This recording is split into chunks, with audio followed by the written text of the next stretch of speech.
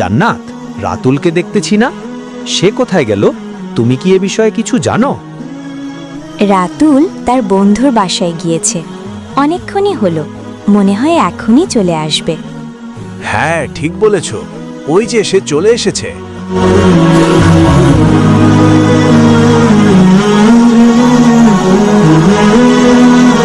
মা, বাবা, আমি একটা জিনিস বুঝতে পারছি না, মুসলমানদের কেন নামাজের গুরুত্ব এত বেশি? প্রতিদিন 5 বার নামাজ পড়তে হয় কেন? এটা ছাড়া কি ধর্ম পালন হয় না? একটু ইতস্তত করে, বাবা, নামাজ তো আল্লাহর হুকুম, এটা আমাদের ধর্মের একটা অংশ, কিন্তু ঠিক কেন এত গুরুত্বপূর্ণ সেটা আমি সঠিকভাবে বলতে পারবো না। তুমি তো জানো আমরা সবসময় নিয়মিত পড়ি, কিন্তু বিস্তারিত ব্যাখ্যা।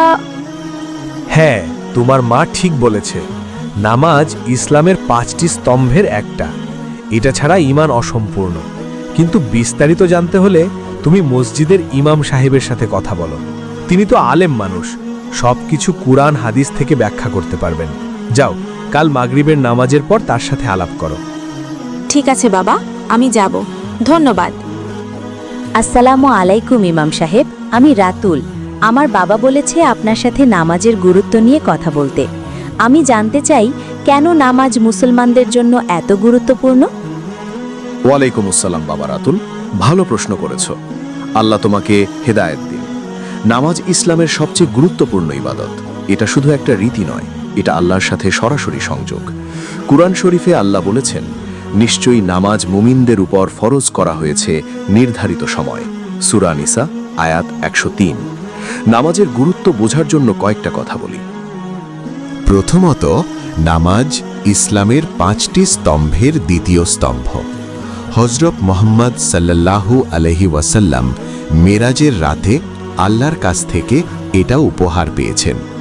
এটা মুসলমানদের জন্য ফরজ, অর্থাৎ বাধ্যতামূলক। দ্বিতীয়ত, নামাজ আমাদেরকে আল্লাহর সামনে দাঁড় করায়। প্রতিদিন 5 বার নামাজ পড়লে আমরা আমাদের জীবনকে আল্লাহমুখী করি। এটা আমাদেরকে পাপ থেকে দূরে রাখে। হাদিসে আছে, নামাজ হলো ঈমানের অর্ধেক।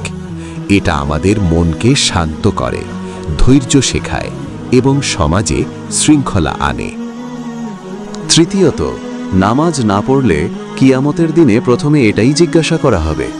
যদি নামাজ ঠিক থাকে তাহলে অন্য ইবাদতগুলোও কবুল হবে।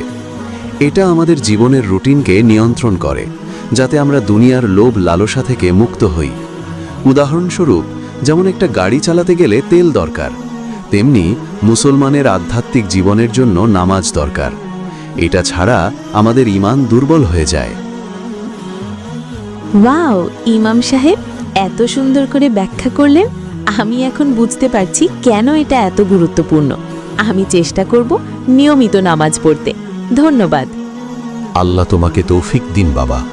যাও, বাড়িতে গিয়ে তোমার মা বাবাকে বলো, আর সব সময় আল্লাহকে স্মরণ করো।